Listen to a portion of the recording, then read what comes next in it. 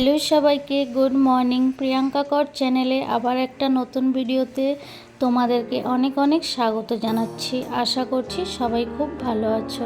আজকে হলো রবিবার। রবিবারের ব্লগটা আমি সকালবেলা থেকে স্টার্ট করেছিলাম।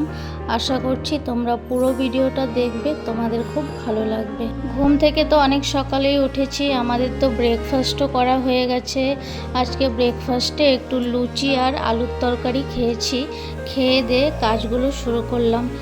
আজকে ঘরের কাজগুলো মোটামুটি কিন্তু আমরা দুজনে মিলেই করেছি।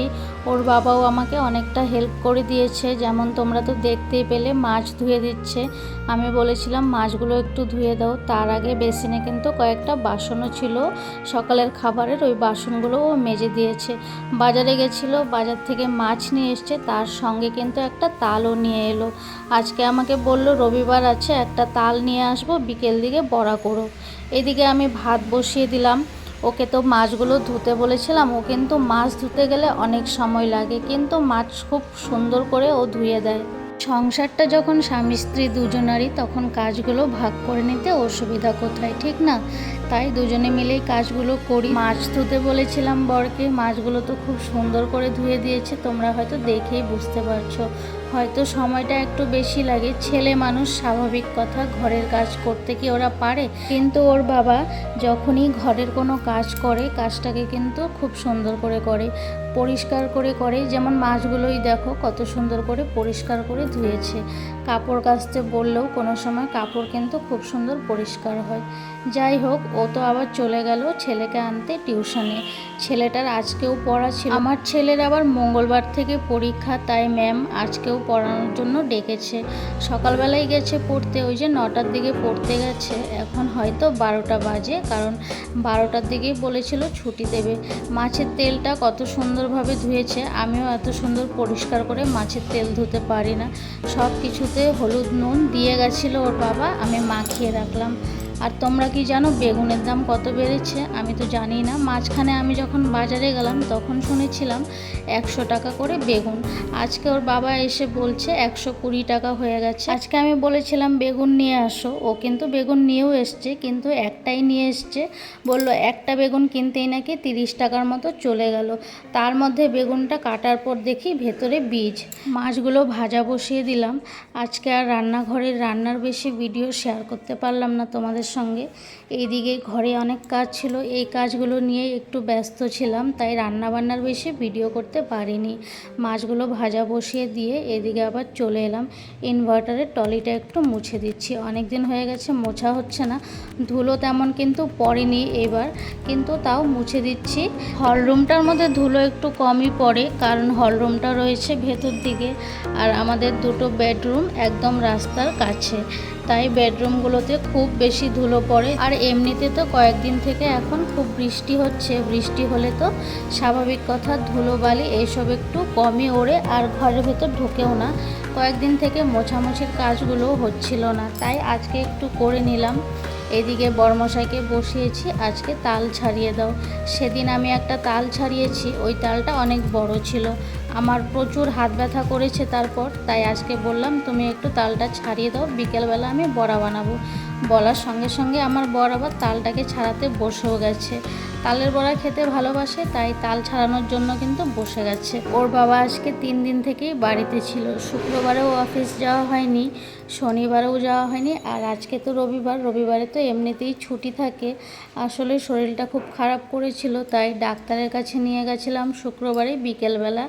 তাই আর অফিস যেতে পারিনি, আর শনিবারেও যেতে পারিনি। প্রচুর বৃষ্টি হয়েছে, রাস্তাঘাটে খুব জল হয়েছে, আর ওর যে প্রবলেমটা হয়েছে সেটা হলো পায়ে, তার জন্যই আর অফিস যেতে পারিনি। কথা বলতে বলতে এই র্যাকটাকে একটু গুছিয়ে নিলাম। র্যাকের ওপর কৌটোগুলো ছিল, ছোট ছোট কৌটো ছিল, সবগুলো মুছে তারপর আবার তুলে রাখলাম। লঙ্কা নিয়ে এসেছিলো বাজার থেকে, লঙ্কাটা শেষ হয়ে গেছিলো। লঙ্কাগুলোর বোটাগুলো এখন ছাড়িয়ে রাখছি, কারণ বোটাগুলো ছাড়িয়ে না রাখলে লঙ্কাগুলো একদমই পচে যায়। রান্না বসিয়ে দিয়ে আমি এই ছোট ছোট কাজগুলো করছিলাম। কত কিনা কাজ থাকে ঘরে, আর এই বোটা না ছাড়িয়ে রাখলে এই লঙ্কা আর বেশি দিন যাবেই না। 2 দিন থেকে 3 দিনের মধ্যেই কিন্তু লঙ্কাগুলো পচে যাবে, তাই একটু লঙ্কার বোটাগুলো ছাড়িয়ে রাখলাম। রান্না বান্না কিন্তু হয়েই গেছে, চলো রান্নাটাও নামিয়ে নেই। আজকে এই যে আমার বর মাছের তেলটা ধুয়ে দিয়েছিল, মাছের তেলটা করেছি। তেলের মধ্যে আজকে আর বেগুন দিইনি, আজকে শুধু পেঁয়াজ আর লঙ্কা দিয়ে মাছের তেলটা করেছি। আর কাতলা মাছের ঝোল করেছি, আলু দিয়ে বেগুন দিয়ে, দুটো আলু আর আধখানা বেগুন দিয়ে মাছের ঝোলটা করেছি। ভাতটাও হয়ে গেছে, নামিয়ে রাখলাম। খাবার দাবার করতে এখনও দেরি আছে, রান্নাটা তো হয়ে গেল। রান্নাঘরটাকে এখন পরিষ্কার করব ভালো করে, তারপরে না হয় খাবার দাবারের কথা। আর এইদিকে কতগুলো বোতল আছে, আজকে ভাবলাম বোতলগুলো সব মেজেই দিই। এই জলের বোতল ধোয়া, মাজা, তারপর জল ভরা, এই কাজটা আমার খুব বিরক্ত লাগে, কিন্তু আমি একদমই পারি না না ধুয়ে জল ভরা। রোজের আমি ধুয়েই জল ভরি, আজকে একটু মেজে দিচ্ছি। 2-4 দিন হয়ে গেছে মাজা হয়নি বোতলগুলো। আর মেজে না দিলে কিন্তু বোতলের মধ্যে যতই তুমি পরিষ্কার রাখো একটু একটু গন্ধ করে। আর তোমরা কারা কারা আজকে আমার ভিডিও নতুন দেখছো অবশ্যই কিন্তু কমেন্টস করে জানিও। চ্যানেলটিকে কিন্তু তোমরা সাবস্ক্রাইব করে রেখো। তোমাদের যদি আমার ভিডিও ভালো লাগে অবশ্যই আমার চ্যানেলটিকে সাবস্ক্রাইব করে আমার পাশে থেকো। সব কিছু কাজ ওই দিকের করে নিলাম, যেমন বাসন ধোয়া আর বোতলগুলো মাজা ধোয়া করে নিলাম। এইদিকে ফ্রিজটা একটু মুছে দেব। রোজ রান্না করার পর এই ফ্রিজটাকে আমার মুছতেই হবে, না মুছলে আমার নিজেরই ভালো লাগে না। আমার মনে হয় কোনো সময় হয়তো আমি মাছের হাতে ধরে নিয়েছি বা এঁঠো হাতে ধরে নিয়েছি, মনে থাকে না হয়তো, তাই আমি রোজ মুছে দিই ফ্রিজটা। এগুলো করতে করতে ছেলেকে আবার চান করিয়ে দিলাম। এখন ঘড়িতে হয়তো 2:45 বেজে গেছে। ছেলেকে চান করিয়ে দিলাম। ছেলে আজকে আমার জন্যই বসেছিল, মা চান করিয়ে দেবে। কালকে আমি রাতে ওকে বলেছিলাম আজকে আমি শ্যাম্পু দিয়ে দেবো মাথায়, তুমি কিন্তু চান করতে যাবে না। তাই ওকে শ্যাম্পু দিয়ে চান করিয়ে তারপর একটু মুখে ক্রিম লাগিয়ে দিলাম। এই ভিডিওটা কিন্তু বিকেলবেলা, এই ক্লিপটা হলো বিকেলবেলার। একদম খাওয়া দাওয়া করে রেস্ট করেছি একটু সময়, তারপরে যে বিকেলবেলা একটু মাথা আঁচড়িয়ে নিচ্ছি। চান করার পর আর মাথা আঁচড়ানোর একদমই সময় ছিল না, তাই বিকেল দিকে এখন হয়তো 4:30 কি 5টা বাজে। এত সব কাজের মধ্যেও নিজের যত্ন একটু তো সময় বের করে করতেই হবে, তাই একটু সেজে গুজে নিলাম। আর এদিকে রুমটাকেও একটু সাজিয়ে নিলাম। সাজানো বলতে এই যে বিছানা টিছানা সব কিছু ঠিকই ছিল, রুমটাকে একটু ঝাড় দিলাম, একটু পরিষ্কার করে রাখলাম।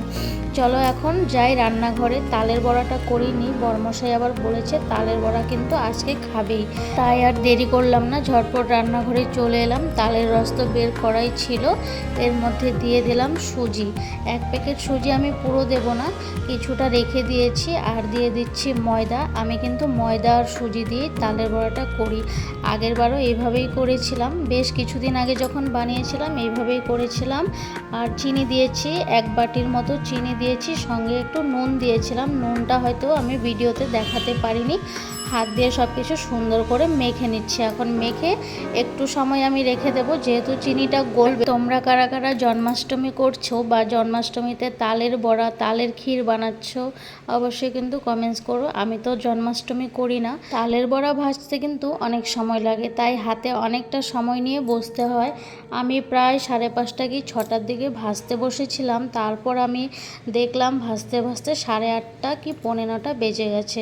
এখন বড়াগুলো সব ভেজে নিচ্ছি। আমি প্রায় আধ ঘন্টার মতো রেখে দিয়েছিলাম, চিনিও গলে গেছে, সুজিটাও ফুলে উঠেছিল। তারপর বড়াগুলো এখন আমি সব ভেজে নিচ্ছি। আজকের বড়াগুলো কিন্তু সেই দিনের বড়া ভাজার থেকেও ভালো হয়েছে। সেই দিনের পুরো ভিডিওটা তো তোমাদের সঙ্গে শেয়ার করতে পারিনি। আজকে তোমরা কিন্তু এটা দেখেই বুঝতে পারছো বড়াগুলো কত সুন্দর ভাজা হয়েছে, পুরো ফুলে উঠেছে বড়াগুলো, আর নরম হয়েছিল খুব খেতে। আমি এখন আস্তে আস্তে সব বড়াগুলো ভেজে নিচ্ছি আর তোমাদের থেকে বিদায় নিচ্ছি। ভিডিওটা এখানেই শেষ করে দিচ্ছি। তোমাদের কেমন লাগলো অবশ্যই ছোট্ট একটা কমেন্টস করে জানিও, আর আমার পাশে থেকো ভিডিও ভালো লাগলে। আজকের জন্য ভিডিওটা এখানে শেষ করে দিলাম। চলো টাটা, বাই বাই, সবাই ভালো থেকো।